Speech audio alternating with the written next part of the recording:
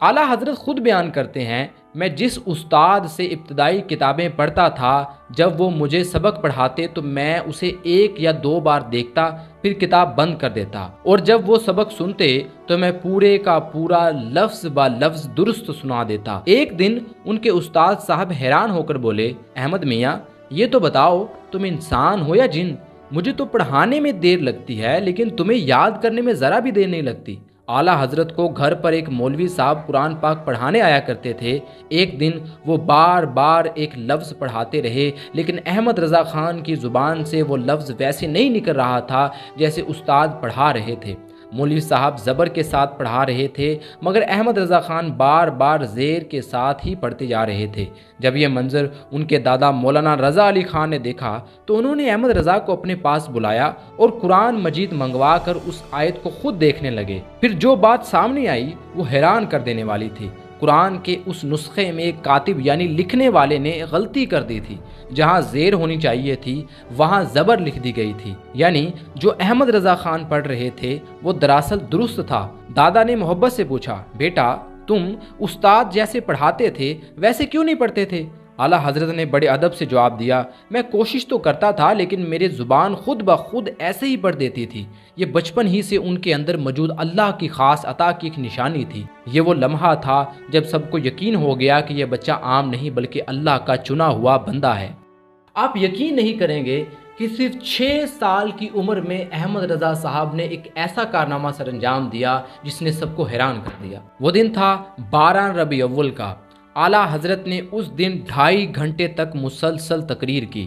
جی ہاں، ایک چھوٹے سے بچے نے 2.5 گھنٹے تک بولتے ہوئے نہ صرف زبردست گفتگو کی بلکہ ہر لفظ ہر جملہ اتنا درست اور پر اثر تھا کہ لوگ حیران رہ گئے کہ یہ بچہ آخر کیسے بڑی باتیں کر لیتا ہے۔ یہ کیسا بچہ ہے جس کے لفظوں میں اتنی طاقت اور اتنا نور ہے؟ لیکن حیرت تو ابھی باقی تھی۔ صرف 13 سال کی عمر میں اعلیٰ حضرت نہ صرف عالم دین بنے بلکہ مفتی بھی ہو گئے، اور اتنی چھوٹی عمر میں انہوں نے فتوے لکھنا بھی شروع کر دیے۔ جب دوسرے بچے گلیوں میں کھیلتے کودتے تھے تب اعلیٰ حضرت دارالافتاء میں بیٹھ کر دینی مسائل کے جوابات لکھ رہے ہوتے تھے۔ ایک دن کچھ لوگ ان کے والد مولانا نقی علی خان کے پاس آئے اور ایک مسئلے کا فتویٰ پوچھنے لگے۔ مولانا صاحب نے مسکرا کر کہا، دارالافتاء میں چلے جاؤ، وہاں مفتی صاحب بیٹھے ہیں، انہی سے فتویٰ لے لو۔ وہ لوگ وہاں گئے لیکن تھوڑی دیر بعد واپس آ گئے۔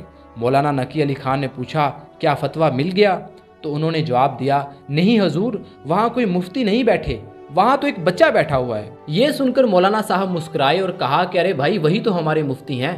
یہ سنتے ہی وہ لوگ حیران رہ گئے اور اس تعجب میں پڑ گئے اور سوال پیدا ہو گیا ان کے ذہن کے اندر کہ آخر ایک 13 سال کا بچہ فتوے کیسے لکھ سکتا ہے، اور وہ بھی اتنے مشکل اور گہرے مسائل پر، ایسے فتوے جن میں قرآن کی آیات، حدیثوں کے حوالے، صحابہ کرام اور تابعین کی باتیں اور مضبوط دلائل سب شامل ہوں۔ یہ کوئی عام بات نہیں تھی، لیکن انہیں کیا خبر تھی کہ وہ بچہ کوئی عام بچہ نہیں بلکہ اللہ کا ایک جیتا جاگتا معجزہ ہے۔ ایک ایسا بچہ ہے جسے رب نے اپنی خاص عطا سے نوازا تھا اور جس کے قلم سے علم کے دریا بہنے والے تھے۔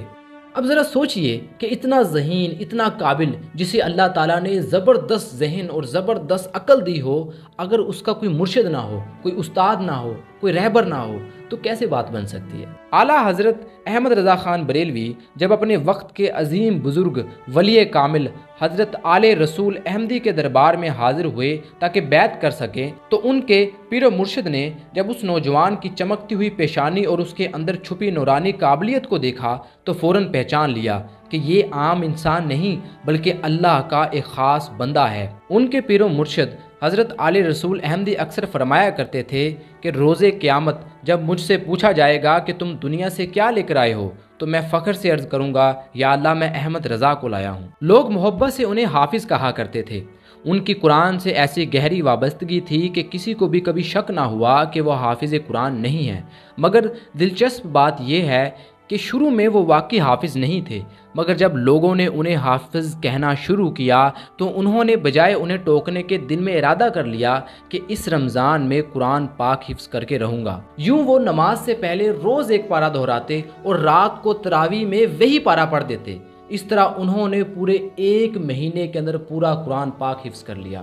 یہ کارنامہ ان کے غیر معمولی حافظے اور بے پناہ ذہنی طاقت کی روشن مثال ہے۔ قرآن سے ان کی محبت، علم اور سمجھ کا عالم یہ تھا کہ ایک عرس کے موقع پر انہوں نے صبح 9 بجے سے دوپہر 3 بجے تک صرف سورۃ والضحیٰ پر مسلسل گفتگو کی۔ یہ صرف ان کے علم قرآن کی گہرائی کو نہیں دکھاتا، بلکہ یہ بھی بتاتا ہے کہ وہ کتنے شاندار مقرر تھے اور سامعین کے دلوں کو چھو لینے والی باتیں کرنے کا کتنا ملکہ رکھتے تھے۔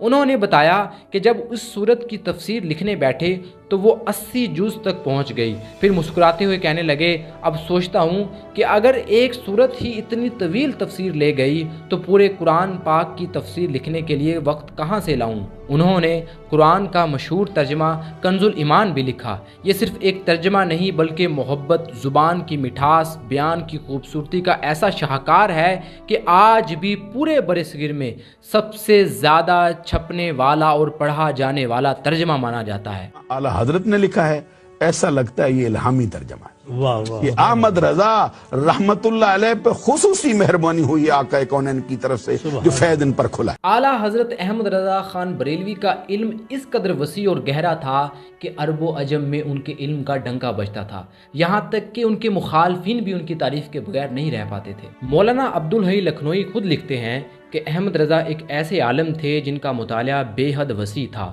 ان کا قلم تیز، فکر جامعہ اور تصنیف میں قدرتی روانی تھی۔ ان کے زمانے میں فقہ اور ان کی باریکیوں میں ان کا کوئی ہم پلہ نہیں تھا۔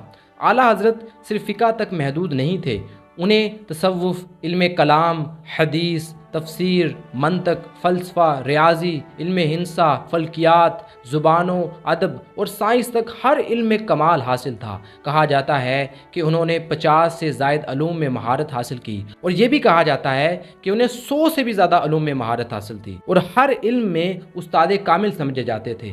جب وہ فتویٰ دیتے تو ایسا لگتا جیسے منطق خود بول رہی ہو، جب وہ حساب کرتے تو ریاضی جھک جاتی تھی، اور جب وہ قرآن کی کوئی آیت پڑھتے تو تفسیر خود ان کے الفاظ سے زندہ ہو جاتی تھی۔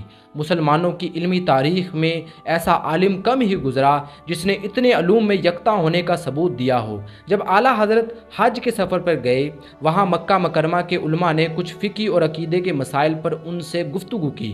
جب اعلیٰ حضرت نے مضبوط اور دلائل سے بھرپور جواب دیے تو مکہ کے علماء حیران رہ گئے۔ وہ کہنے لگے کہ ہم نے بہت سے علماء دیکھے ہیں مگر ایسی بصیرت اور گہرائی کسی میں نہیں دیکھی۔ سال 1906 میں مکہ مکرمہ میں ایک نیا علمی مسئلہ اٹھا۔